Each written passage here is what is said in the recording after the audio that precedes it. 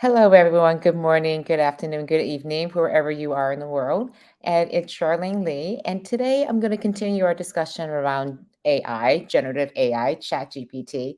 Last week, we had a fun and very active chat around ChatGPT, how people are using it, how much they like it, don't like it, trust it.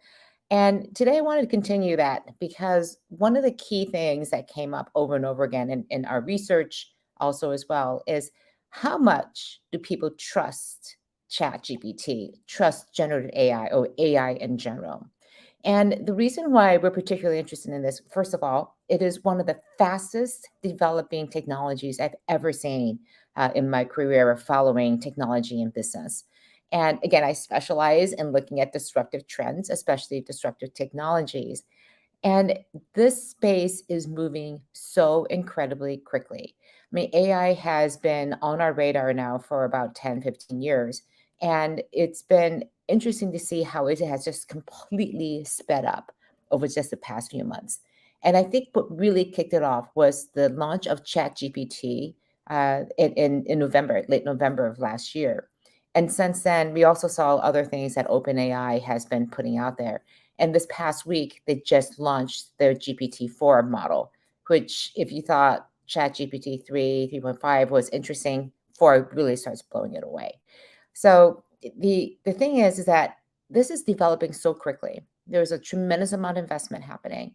And one of the interesting things that's happening with this is that a lot of stuff is being debuted that just isn't ready for prime time because of this need for speed to get things out there. We saw, for example, Google launch its Bard search AI, giving wrong answers actually on stage with a prepared demo. We saw AI from Microsoft, and its being search engine turned into something called Sydney that was doing some very strange things with various reporters. So we have lots of evidence here that this is still being developed. And so while there's a lot of excitement, there's also a lot of concern that this may not be ready. How do we trust it? And a lot of the hiccups that we're seeing along the way is not helping the situation and building trust in AI. So I wanted to spend some time today about how do you actually develop trust in something that isn't necessarily clear, because how do we learn to build trust? How do we develop trust in something inanimate like AI? And we're going to explore a little bit today about how do you actually build trust. So I would love you to share in the chat, it's just in the comments back into the live stream, what would help you increase your trust in AI? What could companies do? What could leaders do? What could the government do to increase trust? And we'll explore what are the foundations for trust. I'll give you a snap preview, excuse me. I'll give you a snap preview of some research we're going to be releasing in the next 2 weeks or so. We just did some surveys looking at consumers in the US, excuse me, that looked at how much people are aware of AI, how much they understand it. And some top line findings is that people are very aware of what AI is, that it is out there. Most people don't know what it is. Actually, they're confused about what it is. They just know a lot about it, and they don't know enough to be able to trust it. They're very interested, very curious, and at the same time, very apprehensive about what it could be, just because the knowledge gap isn't there. So trust is a really big issue. The other thing we're finding is that trust, if the people could understand more about what the benefits are as well as the risks, they're more likely to, again, trust it. So, and a couple other things that we're finding is that trust actually can be bestowed if the benefits are really clear, especially when it comes to your health or finance. We see it already today. There are many financial advisors giving personalized advice. We call these the robo advisors, coming from some of these new financial companies. And people trust them because they're getting good personalized advice. They feel like it's looking at their entire situation and understanding them without bias. And you don't have to be embarrassed to admit to somebody like a financial advisor or a real human person that you just don't have your act together. So these robo advisors can be really helpful in looking at situations and give you some quick advice. So the AI is all around us. It's in our jobs, it's being used in our workplace and our daily lives. And to be aware of what it is and understand it and trust it is really important. So I see we have a couple comments here. Let's see. So Ahmed says, trust depends on the context, objectives, etc. And we'll definitely talk about that in just a second. Because it could be the exact same AI tool, and one person will trust it a lot, and another person not trust it because of their personal context of how they're using that tool. And Jay talks about very, very pointedly when you have a common ethical foundation. And we'll talk a little bit about that today. And I'm going to talk about that more next week to talk about how do you build that ethical foundation. So, Jay, in some ways, I wish I had reversed the conversations a little bit here to talk about ethical conversations and then how to build trust based on that. But I wanted to start with trust because there are some really simple steps that we can take today, even, especially if we're starting to use AI in our businesses or developing AI itself. So let me just dive right into this. All right. So a couple of things. Let's just look at my notes here. So a couple problems with AI is that it's just frankly not that good yet. So I talked a little bit and gave you some examples. It's kind of like you're showing up for a Formula One race. Now you're expecting these high performance cars to be going around these curves of precision driving. You're expecting the best of the best. And what you get instead are a bunch of Priuses that look really shiny on the outside, but actually operate like a Prius. And if you've ever tried to step on the gas in a Prius, it doesn't go very fast. And it's a sluggish, it doesn't perform very well. It gets you there, but it's not going to be the thing that you expected. I wanted a Formula One race car and I get a Prius. So in some ways, it's setting up the hype cycle here in that chat has so much, I'm sorry, ChatGPT, generative AI, it has so much potential. But the reality is that these are really, really early days. It's very impressive, but it's still really early days. So it's going to be not a great experience. Let's just look at ChatGPT itself. It's only using data up to 2021. It doesn't do a lot of it's only as good as a user, so it only will deliver you good answers if you ask good questions. So it's similar to how we use tools like search. The difference is that we've been using search for decades. We're just brand new to using these chat AI tools. And again, it's still really early and these things are still being fine tuned. If you notice OpenAI, it doesn't give you recommendations. It'll give you the parameters on how to make a choice, but not make a recommendation because it can't understand, as Ahmed was saying before, all the context to understand what would be good for you under your circumstance. So if you ask it to go find products that have these features, it'll come up with it, but I think it's not always going to come up with the right answer. And I think also one of the things that we're seeing is that people are falling into the bright, shiny object syndrome. So let me just share with you. I shared this last week, but I just want to use it as a context again for what we talked about today. And for example, this is a screenshot from the Discord announcement. This was announced, I believe, on March. I'm just trying to get to my window here. It was on March, March 9th. Okay. So, and they announced that they were having all these new experiences they want to share with people, new AI experiments like chatbot, mod, conversation summaries, launching the AI incubator. And it sounds great, right? Who wouldn't want more AI? And Discord as a communication platform for some of the most connected technology people, you would assume that people be welcoming this with arms wide open. And the reaction is, um, people are saying, how do you have permission to do this? This is not what I'm expecting. I'm going to toss this bot in a heap and keep it on my community. So the actual reaction to Discord is they realize, oh, we haven't actually told you what we're doing with this AI. And so they highlight here in the announcement, they updated it a few days later to say, we'll do this in a safe, positive environment, committed to protecting the privacy and data of all of our users. We do not record or store use any video or voice content from users. People are really afraid, are you listening to my phone calls? What are these conversation summaries? Are you summarizing? Listen, I mean, people were just really up in arms. And it points to the need, I believe, to be really careful about when you're pulling out these new announcements, that you are also thinking about how is it going to be received? How are people going to perceive that you're using your data? And also how you're keeping and storing all the rules that we've had to follow around data privacy are even more important when it comes to using data and putting these tools in place. What are you doing? What are you listening to? How are you using the information?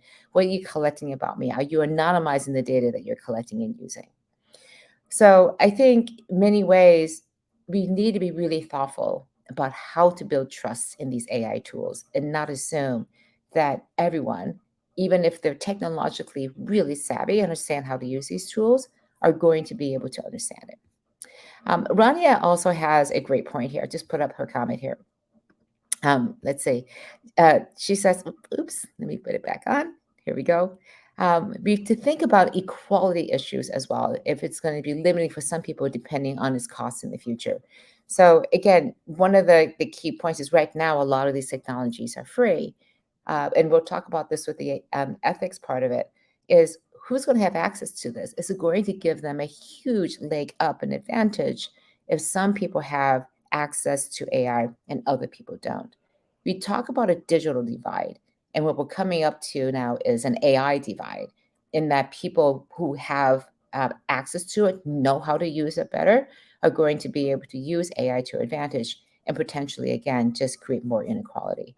So, how do we ensure that fair and equal access is available to people?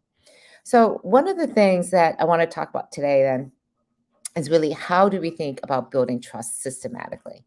So, a couple things. First of all, you can think about this as a ladder, a trust ladder that you have to climb over time.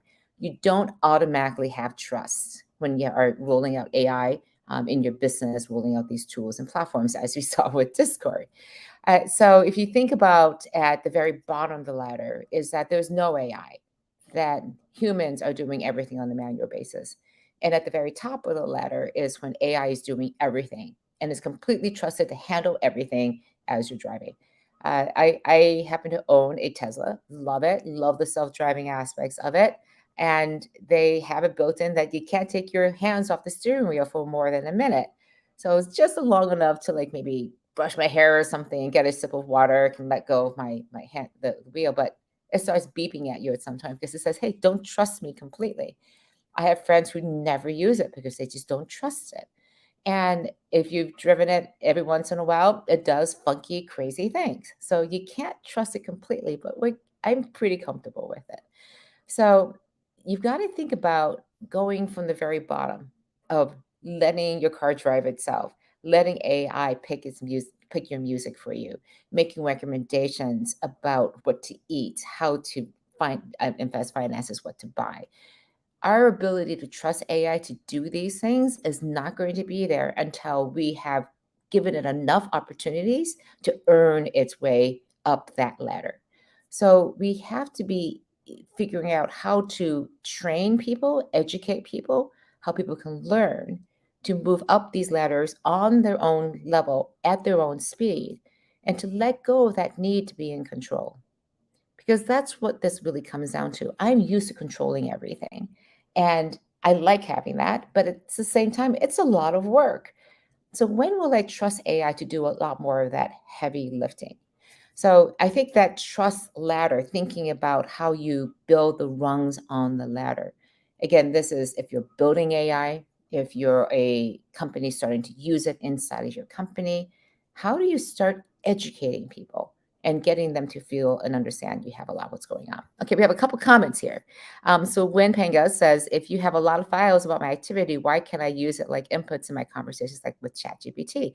Absolutely. It's one of those things is that if I have a lot of content that I want to be able to access, I should be able to go and do that. I mean, what is Chat GPT, these generative AIs, using as its source?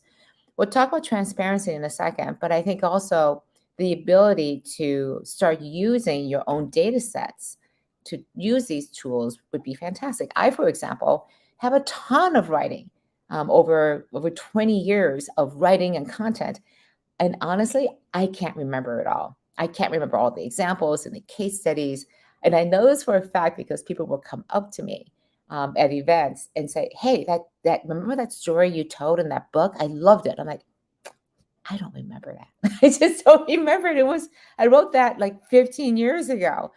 And if I had an AI tool available with all of my writings in it, people could ask questions and it would just pull up stuff for me. I could easily find all the content I've ever written about a particular topic in one fell swoop. I would love to be able to do that, Radia. So I'm right there with you.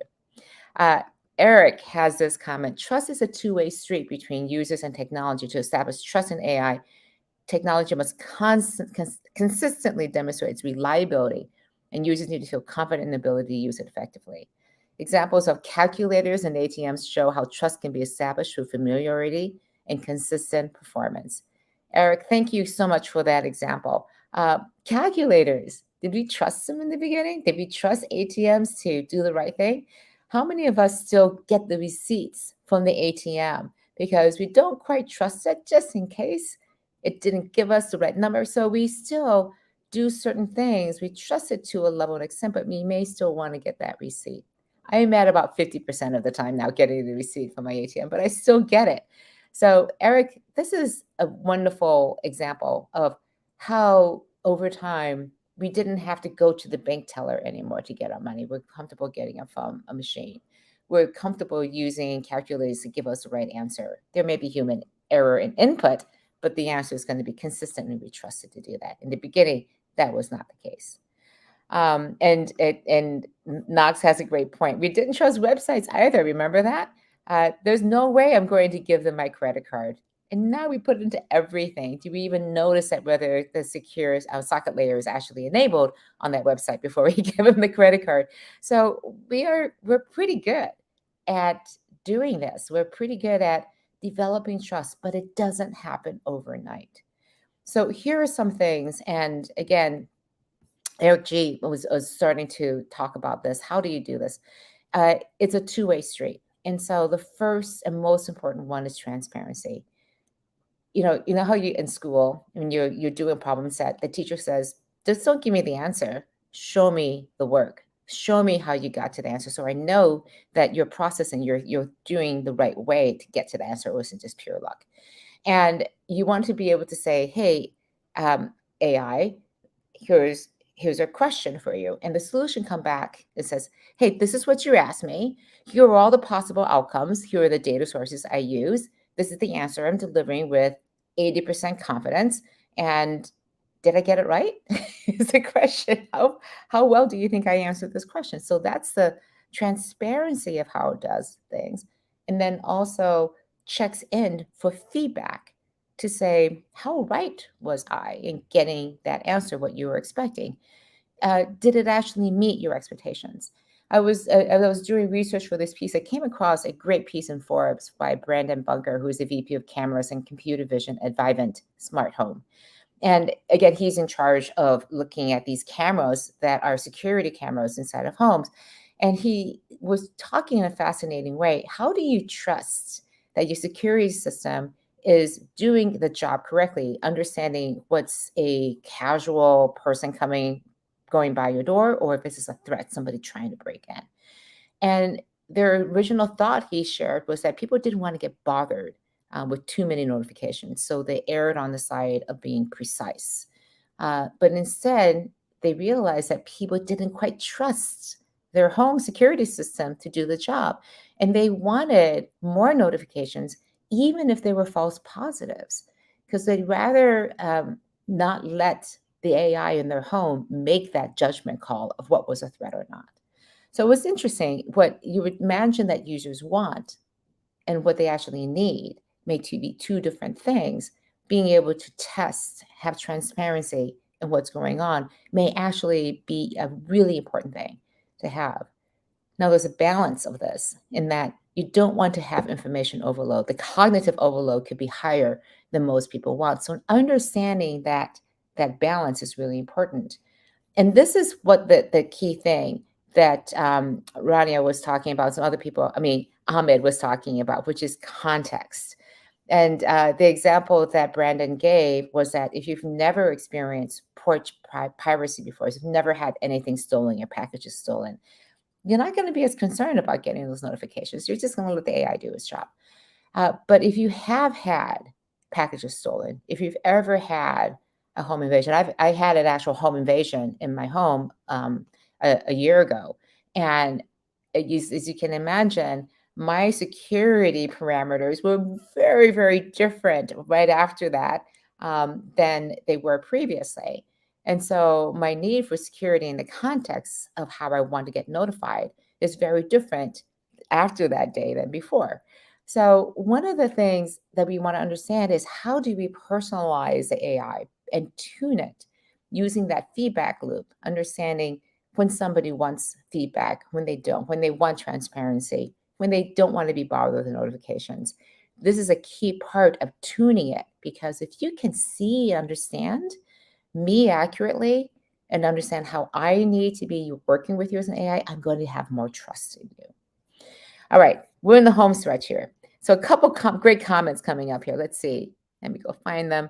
Knox is saying, I am starting to trust ChatGPT more than Google. Google throws out stuff that I have to spend countless hours combing through to find out if it's truly relevant. ChatGPT, on the other hand, is providing good summaries for the same research. Um, Great point, Knox, because in the end, you find ChatGPT does a different job than what Google does. Google is really good at providing the most relevant content to you. That's what search engines do, especially Google with its great ranking algorithms, but it doesn't give you an answer. Whereas ChatGPT gives you an answer, but not necessarily the whole breadth of everything. So, from a research perspective, they serve two different needs. And depending on what tools you're trying to use, we're going to have to go and figure that out. All right. So, let's see. And Knox is just saying, yeah, hashtag show your work AI. All right. So this is. Let me just go into the last points here. I wanted to go and talk about something that Rania talked about, which is bias and equality and things. And this is tapping into about does your AI do a good job of keeping you safe and secure? And more than that, is it fair? Is it going to establish pillars of fairness, of being able to be transparent? How is it ensuring that it's bias free? Or if there is bias, is it being clear about it? And this is really about understanding what your user wants, monitoring that, using scenario testing to make sure constantly that you're meeting that threshold. And one of the things that I find very interesting right now is there is a tremendous amount of effort being put in to especially these open betas with OpenAI and ChatGPT, and that they're really trying to understand how are people going to use this tool. And there are a whole bunch of ethical issues that come up to say, to what extent should you allow people to use these tools in the ways that they want to? So, again, right now, if you're asking for advice on how to be violent, to harm others, it just won't let you look for those kinds of things. It just will not give you those answers, would not say, like, well, you really shouldn't be looking at these things. And so, understanding how an AI is tuned, being transparent around these safety, security, and transparency guidelines is a big part of AI ethics. What I find fascinating is whose ethics, what ethics are you building AI on? And I'll just give you an example. Inside an organization, we can talk about all these different ways to build trust with AI. We want to educate people, have transparency in how it's being used. And one of the biggest concerns right now is, will AI replace my job? And how transparent are we being about that with people? In the same way, we brought in robots to say robots are going to take on a lot of the manual labor, and people could see the writing on the wall. That means my job is going to be replaced. And how transparent and honest are we being with people about this? So the more we can be honest with people, because that's all they ask, our employees, our colleagues are asking us would be fair and be honest. The more we can talk about, yes, there will be your job is going to be we're going to replace the mundane, tedious, routine work with AI. so that hopefully you can be free to do other things. But if you're not trained to do those other things, then you're saying, well, my job is going to be replaced. I'm going to be out of a job and I won't be able to find this anywhere else because everyone's using AI and replacing me.